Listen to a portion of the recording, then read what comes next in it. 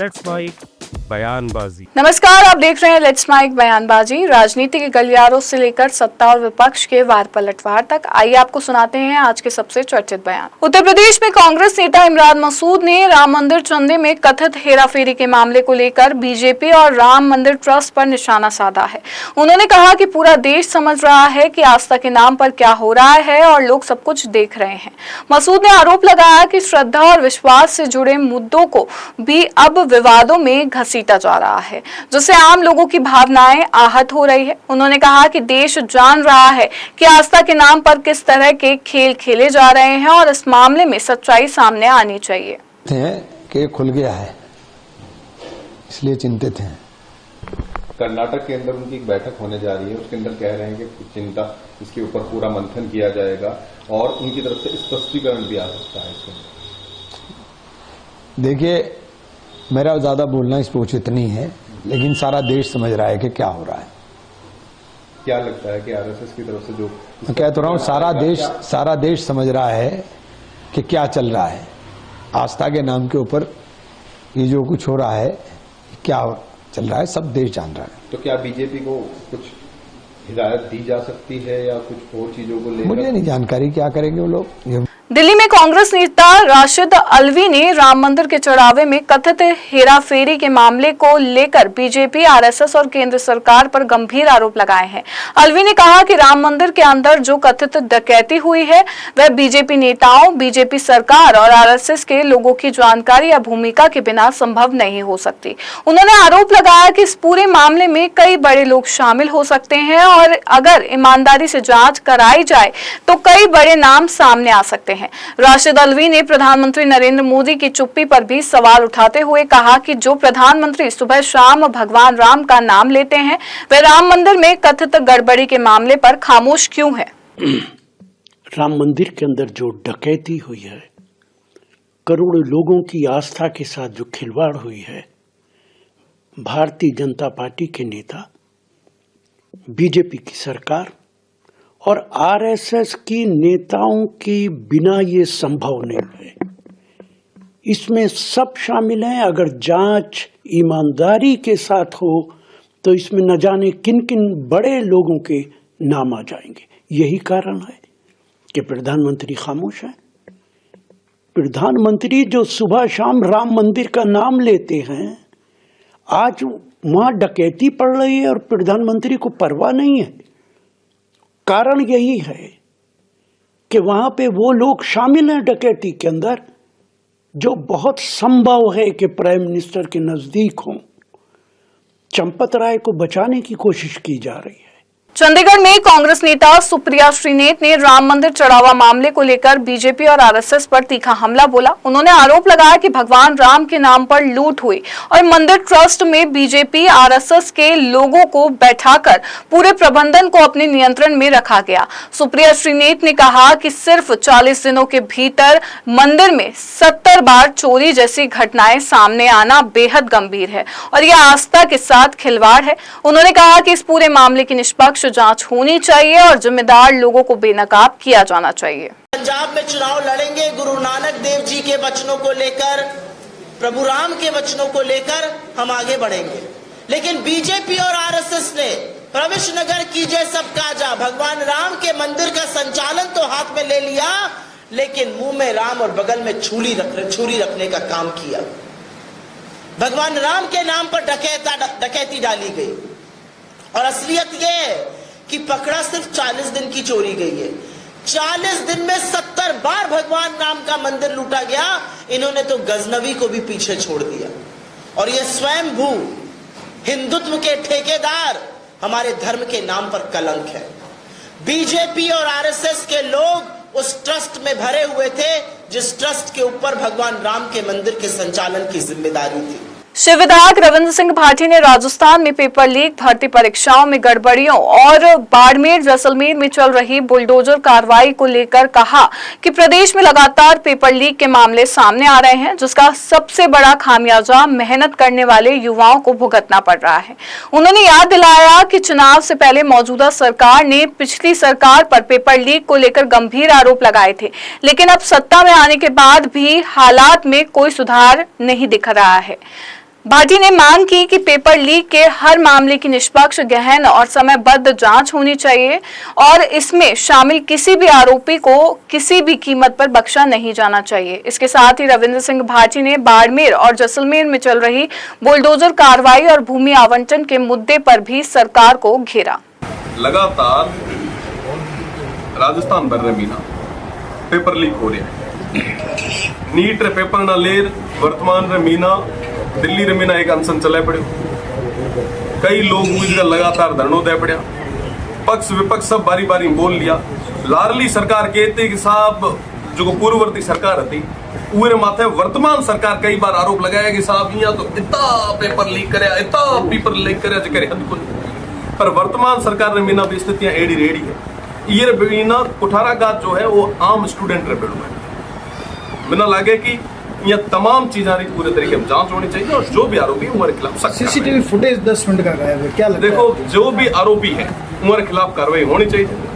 आम आदमी, आम युवा रे बेड़ो न्याय होना चाहिए। जैसे मेरे विधायक ने कहा कोई मामला नहीं है पेपर लीक, वो उन्होंने बत्तो उठा उसे, उन्होंने तमाम चीजें और बत्तो उठा उसे और मिना लगे कि जो भी आरोपी हो, कोई भी आरोपी उनके खिलाफ कार्रवाई। आपने मामले की जानकारी ली होगी जरूर। देखो आपके पास क्या वर्तमान में मीना ये जानकारी लिया कि आज जितना भी बिल्डोजर कार्रवाई हुए पड़े, जो भी लैंड अलॉटमेंट हुए पड़ी, जो बड़े लेवल माते खेल आज तारीख रे मीना बाड़मेर और जैसलमेर रे मीना हुए पड़िया डेवलपमेंट रे नाम माते ये थे लोगों ने बेड़ो जो कुठाराघात हुए पड़े।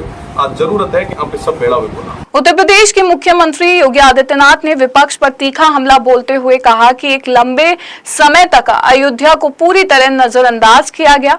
उन्होंने कहा कि पहले अयोध्या में न सड़क थी, ना बिजली थी, ना पानी और ना ही बुनियादी सुविधाओं पर ध्यान दिया गया था। योगी आदित्यनाथ ने कांग्रेस और समाजवादी पार्टी पर आस्था के मुद्दे को लेकर निशाना साधते हुए कहा कि जो लोग आज धर्म और आस्था की बात करते हैं उन्होंने ही हनुमानगढ़ी की सीढ़ियों पर नमाज का आयोजन कराया था। मुख्यमंत्री ने सवाल उठाया कि क्या कांग्रेस या समाजवादी पार्टी कभी जामा मस्जिद में हनुमान चालीसा का पाठ आयोजित करवा सकती है।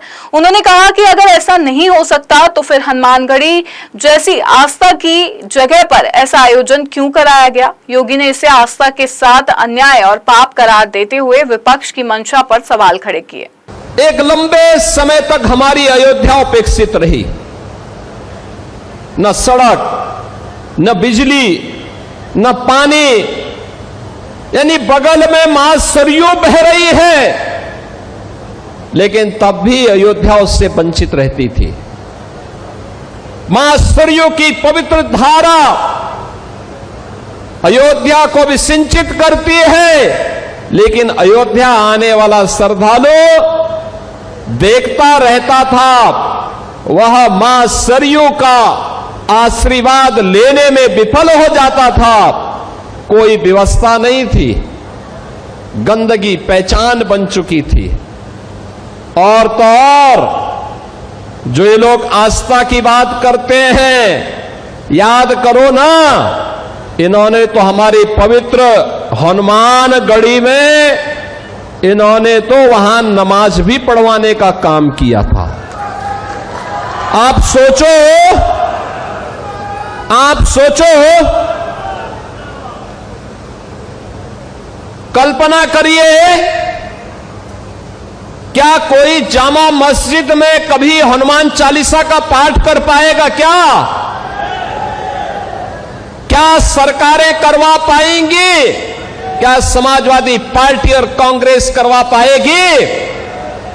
अगर नहीं करा पाएगी तो ये पाप क्यों करवाया गया था? अयोध्या में हनुमानगढ़ी की सीढ़ियों पर नमाज पढ़वाने का पाप क्यों करवाया गया था? दिल्ली में राम मंदिर चंदा गड़बड़ी के कथित मामले को लेकर आम आदमी पार्टी के राष्ट्रीय संयोजक अरविंद केजरीवाल ने बीजेपी और जांच एजेंसियों पर सवाल उठाए हैं। केजरीवाल ने कहा कि इस मामले में सिर्फ 8 लोगों को गिरफ्तार कर जेल भेजा गया है, जबकि बड़े नामों को बचाने की कोशिश की जा रही है। उन्होंने कहा कि अब जनता को अपनी आवाज उठानी होगी और भगवान के दरबार में भी न्याय की गुहार लगानी होगी। केजरीवाल ने ऐलान किया कि रविवार सुबह 11:30 बजे रोहिणी में सुंदरकांड पाठ का आयोजन किया जाएगा, जिसके बाद देश भर में हस्ताक्षर अभियान शुरू होगा। उन्होंने कहा कि यह अभियान सिर्फ आपका नहीं बल्कि उन सभी राम भक्तों का होगा जो इस घटना से आहत हैं और इसके जरिए प्रधानमंत्री मोदी को पत्र भेजा जाएगा। 8 छोटे छोटे लोगों को बस पकड़ के जेल में डाल दिया और बाकी सब बड़े बड़े लोगों को बचाने की कोशिश की जा रही है। ऐसे में अब जनता को आवाज़ उठानी पड़ेगी, प्रभु की शरण में जाना होगा। तो इस इतवार को 11:30 बजे रोहिणी में हम लोग सुंदरकांड का पाठ करेंगे। मेरा सभी श्रद्धालुओं से, राम भक्तों से निवेदन है कि सब लोग ज़्यादा से ज़्यादा संख्या में पहुँचे वहाँ पे। एड्रेस है JMD टेंट, जापानी park, sector 10 Rohini.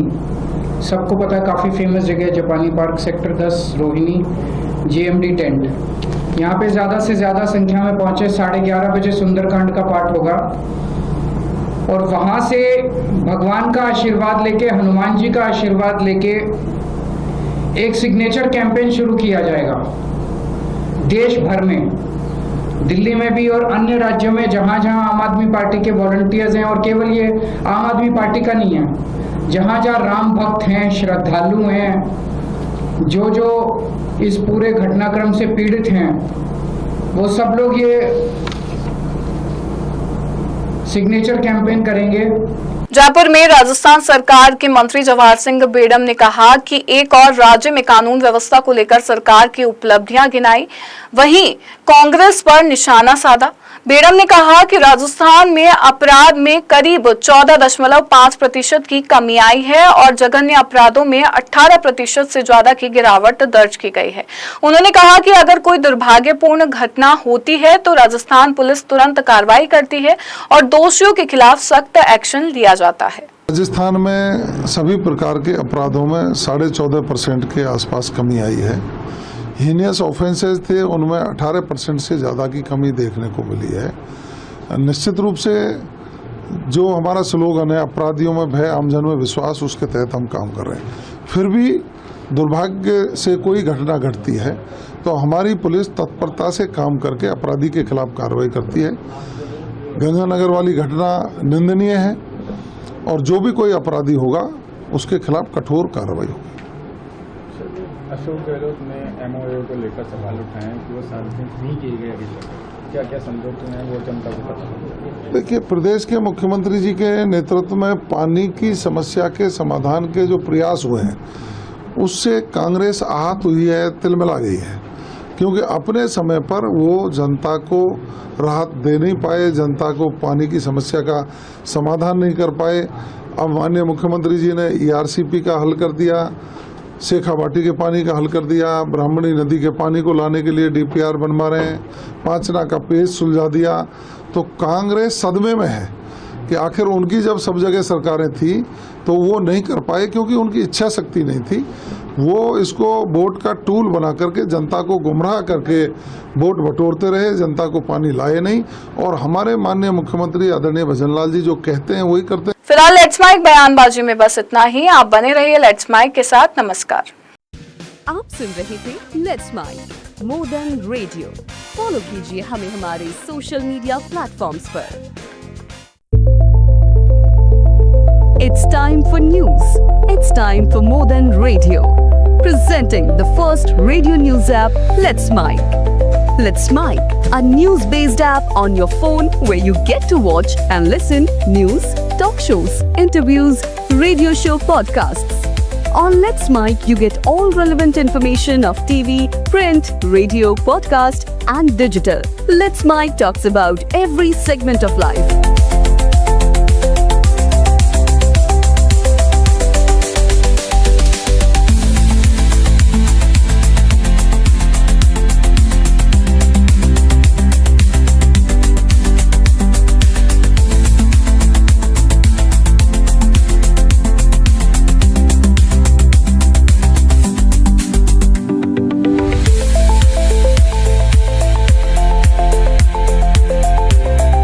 Download the app now from Play Store. Available both on Android and iOS mobile phones. Follow us on YouTube, Instagram, Twitter, LinkedIn, Facebook, Telegram, WhatsApp, Snapchat. Let's talk, let's connect and let's mic.